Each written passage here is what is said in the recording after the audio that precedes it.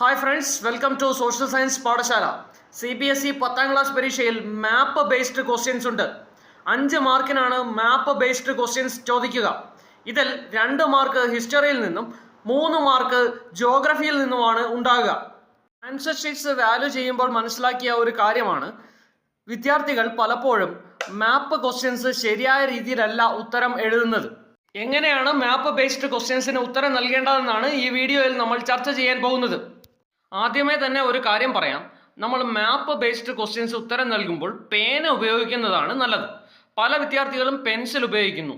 Pencil ചിലപ്പോൾ തെളിഞ്ഞു എന്ന് വരത്തില്ല. ഇത് ഉത്തരം വായിക്കാൻ അധ്യാപകർക്ക് ബുദ്ധിമുട്ടുണ്ടാക്കുന്നുണ്ട്. CBSEയുടെ സാമ്പിൾ ക്വസ്റ്റ്യൻ പേപ്പർ പ്രകാരം ക്വസ്റ്റ്യൻ നമ്പർ 9 ഹിസ്റ്ററിയിലെ മാപ്പ് ബേസ്ഡ് ക്വസ്റ്റ്യൻ. ഇവിടെ അതിൻ്റെ ഉദാഹരണം നൽകിയിട്ടുണ്ട്. സാമ്പിൾ ക്വസ്റ്റ്യൻ പേപ്പറാണ് ഇവിടെ നൽകിയിട്ടുള്ളത്. 9ാമത്തെ ക്വസ്റ്റ്യനിൽ 2 പാർട്സ് ഉണ്ട്, എയും ബിയും. എ ക്വസ്റ്റ്യനും ഉണ്ട്, ബി ക്വസ്റ്റ്യനും ഉണ്ട്. അതായത് 9A-യും 9B-യും. ഇവിടെ 9A ആയി നൽകിയിരിക്കുന്ന ക്വസ്റ്റ്യൻ ഇതാണ്: the place where civil disobedience movement was launched. ഏതാണ് ആ പ്ലേസ്? നമ്മുടെ മനസ്സിലേക്ക് ഉത്തരം വന്നു കഴിഞ്ഞു. സബർമതിയാണ്. മഹാത്മാഗാന്ധിയുടെ സബർമതി ആശ്രമത്തിൽ നിന്നാണ് ഈ മൂവ്മെന്റ് സ്റ്റാർട്ട് ചെയ്യുന്നത്. ഇനി 9A എവിടെയാണ് മാർക്ക് ചെയ്യേണ്ടത്? അതായത് ചോദ്യപേപ്പറിൻ്റെ കൂടെ നൽകിയിരിക്കുന്ന മാപ്പിലാണ് 9A മാർക്ക് ചെയ്യേണ്ടത്. 9B ചോദ്യം ശ്രദ്ധിച്ചുവല്ലോ. ഇന്ത്യൻ നാഷണൽ കോൺഗ്രസിൻ്റെ 1920 സമ്മേളനം നടന്നത് എവിടെ വച്ചാണ് എന്നുള്ളതാണ്. ആ സ്ഥലമാണ് മാർക്ക് ചെയ്യാൻ പറഞ്ഞിരിക്കുന്നത്. അത് നമുക്കറിയാവുന്നതുപോലെ കൊൽക്കട്ടയിലാണ്.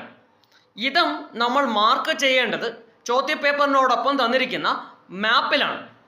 ഇനി ഈ സബർമതിയും കൊൽക്കട്ടയും ഒക്കെ നമ്മൾ എങ്ങനെ കണ്ടുപിടിക്കും? വിഷമിക്കണ്ട, നിങ്ങളെ സഹായിക്കാനായി CBSE മാപ്പിൽ തന്നെ A എന്നും B എന്നും നൽകിയിട്ടുണ്ട്.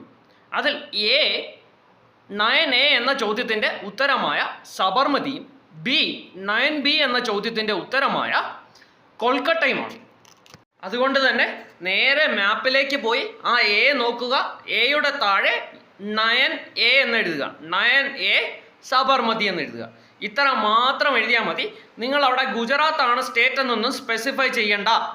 9A സബർമതി കിട്ടിയല്ലോ. ഇനി 9B ഏതാണ്? ബിയുടെ താഴെ 9B കൊൽക്കട്ട എന്ന് മാത്രം എഴുതുക. കൊൽക്കട്ട വെസ്റ്റ് ബംഗാളിലാണെന്നൊക്കെ നമുക്കറിയാം. അതൊന്നും മാപ്പിൽ എഴുതി മെനക്കെടേണ്ടതില്ല. ഇനി ജോഗ്രഫിയിലെ മാപ്പ് ബേസ്ഡ് ക്വസ്റ്റ്യൻ നോക്കാം. ജോഗ്രഫിയിൽ 19ാമത്തെ ക്വസ്റ്റ്യൻ ആണ് മാപ്പ് ക്വസ്റ്റ്യൻ.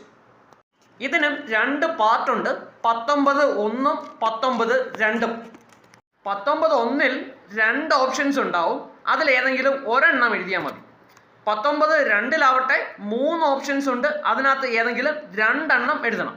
ഇവിടെ സാമ്പിൾ ക്വസ്റ്റ്യനിൽ നിന്ന് 19ാമത്തെ ക്വസ്റ്റ്യനിലെ 1ാമത്തെ സെക്ഷനിൽ P എന്ന ഓപ്ഷൻ ഞാൻ അറ്റൻഡ് ചെയ്യാൻ തീരുമാനിച്ചു എന്നിരിക്കട്ടെ.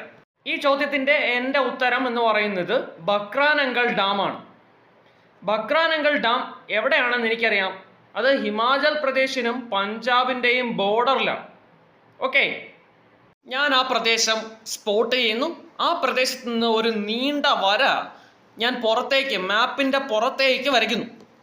എന്നിട്ട് ആദ്യം ഞാൻ എഴുതുക ക്വസ്റ്റ്യൻ നമ്പറാണ്, 19ാമത്തെ ക്വസ്റ്റ്യൻ. അപ്പോൾ 19 1ാമത്തെ സെക്ഷൻ 1, 19(1) ഏതാണ് ഓപ്ഷൻ? P അല്ലേ ഓപ്ഷൻ. അപ്പോൾ 19(1)P ഏതാണ് ഉത്തരം? ബക്രാനങ്കൽ. അപ്പോൾ അവിടെ ഞാൻ എഴുതി 19(1)P ബക്രാനങ്കൽ. എന്തുകൊണ്ടാണ് ഞാൻ ഇന്ത്യയുടെ മാപ്പിന് പുറത്തേക്ക് കൊണ്ടുപോയി ഉത്തരം എഴുതണം എന്ന് പറഞ്ഞത്? ആരോ ഇട്ടിട്ട് ഇന്ത്യയുടെ പുറത്തേക്ക് കൊണ്ടുപോയി എഴുതിയത്. അതായത് നമ്മളിത് മാപ്പിൻ്റെ അകത്ത്, ഇന്ത്യയുടെ അകത്താണ് ഇത് മാർക്ക് ചെയ്യുന്നതെങ്കിൽ 1, 2, 3 എണ്ണം ഇത് മാർക്ക് ചെയ്ത് കഴിയുമ്പോഴത്തേക്ക് ഈ മാപ്പ് നോക്കിയാൽ ഒരു വൃത്തി കാണില്ല. അതുകൊണ്ടാണ്. ഇനി അടുത്തത് 19(2) ആണ്. 19(2)ൽ 3 ഓപ്ഷൻസ് ആണുള്ളത്, 1, 2, 3 ഇങ്ങനെ. ഇതിൽ നിന്ന് ഞാൻ ഉത്തരം എഴുതാൻ പോകുന്നത് 19(2)ലെ 2ാമത്തെയും 3ാമത്തെയും ചോദ്യങ്ങളാണ്. അപ്പോൾ ഇനി നമുക്ക് 19(2)ലെ 2ാമത്തെ ചോദ്യത്തിൻ്റെ ഉത്തരം ചെന്നൈ ആണ്. ചെന്നൈ ഏത് സ്റ്റേറ്റിലാണ്? തമിഴ്നാട്ടിലാണ്. അപ്പോൾ ചെന്നൈയിൽ കൊണ്ടുപോയി, തമിഴ്നാട്ടിൻ്റെ ചെന്നൈയിൽ കൊണ്ടുപോയി ഒരു ആരോ ഇടുക. ആ ആരോയുടെ പുറത്ത് എഴുതുക. എങ്ങനെയാണ് എഴുതേണ്ടത്? 19, 2, 2 ചെന്നൈ. ഇനി അടുത്ത ചോദ്യം 19, 2, 3. അതിൻ്റെ ഉത്തരം എന്ന് പറയുന്നത് അമൃത്സർ ആണ്. അമൃത്സർ പഞ്ചാബിലാണ്. അപ്പോൾ പഞ്ചാബിൽ കൊണ്ടുപോയി അവിടെ നിന്ന് ഒരു മാർക്ക് വരച്ചിട്ട് അവിടെ നിന്ന് ഒരു ആരോ വരയ്ക്കുക, മാപ്പിന് പുറത്തേക്ക് ഒരു ആരോ വരയ്ക്കുക, ആ ആരോയുടെ മുകളിൽ കൃത്യമായി എഴുതുക 19, 2, 3 അമൃത്സർ. അപ്പോൾ അവിടെ നിങ്ങൾക്കൊരു ചോദ്യം ചോദിക്കാം, പഞ്ചാബിൽ അമൃത്സർ എന്ന് പറയുന്ന സ്ഥലം എവിടെയാണെന്ന് എനിക്ക് അറിഞ്ഞൂടല്ലോ സാറേ, അപ്പം നമുക്ക് അതെങ്ങനെയാണ് കൃത്യമായി മാർക്ക് ചെയ്യാൻ പറ്റുക? അത് കൃത്യമായൊന്നും അറിഞ്ഞില്ലെങ്കിലും പ്രശ്നമൊന്നുമില്ല, പഞ്ചാബ് കിട്ടിയാൽ മതി. പക്ഷേ ചില സ്ഥലങ്ങൾ നമുക്ക് കൃത്യമായി അറിയാവുന്നതായിരിക്കും, ആ സ്ഥലങ്ങൾ അങ്ങനെ തന്നെ വേണം. ഇപ്പം ചെന്നൈ എവിടെയാണെന്ന് നമുക്ക് കൃത്യമായി അറിയാം, അപ്പോൾ അതുകൊണ്ട് ചെന്നൈ അവിടെ തന്നെ മാർക്ക് ചെയ്യുന്നതായിരിക്കും നല്ലത്. ഇനി വേറൊരു കൺഫ്യൂഷൻ എന്ന് പറഞ്ഞാൽ ഈ പറയുന്ന പഞ്ചാബ്, മധ്യപ്രദേശ്, ഗുജറാത്ത്, രാജസ്ഥാൻ എന്നൊക്കെ പറയുമ്പോൾ ഇതൊക്കെ എവിടെയാണെന്ന് നമുക്ക് എങ്ങനെ അറിയാൻ പറ്റും? ഒരു ഐഡിയ പറയാം. ഒരു മാപ്പ് മേടിച്ച് നിങ്ങളുടെ ബെഡ്റൂമിൽ തൂക്കുക, എന്നിട്ട് ദിവസവും ഈ മാപ്പ് കാണുക.